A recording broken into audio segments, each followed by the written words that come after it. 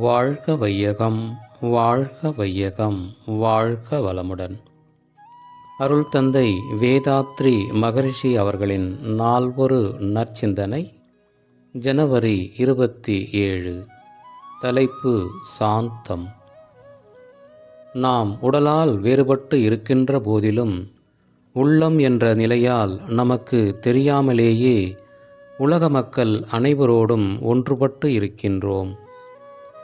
ஆகவே நாம் சிந்தனை செய்யும்போது நமது அறிவின் கூர்மைக்கும் வேகத்திற்கும் ஏற்ப பல அறிஞர்களோடு ஒன்றுபடுகிறோம். நமது அனுபவத்திற்கு எட்டாத விஷயங்கள் பலவற்றை நாம் அறிந்து கொள்வதே இதற்கு சான்று. இதே போன்று நாம் கோபம் அடையும்போது பல முரடர்களோடும் முட்டாள்களோடும் ஒன்றுபடுகிறோம்.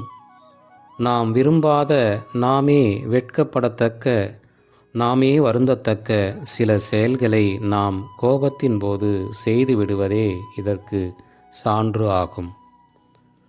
நம்மீதே நமது கோபத்தை அடக்கிக் கொள்ள நம்மால் முடியவில்லை எனில் பிறர் மீது எப்படி ஏன் கோபம் கொள்ள வேண்டும் என்று ஒரு கேள்வியை எழுப்பிக் கொள்ள வேண்டும்.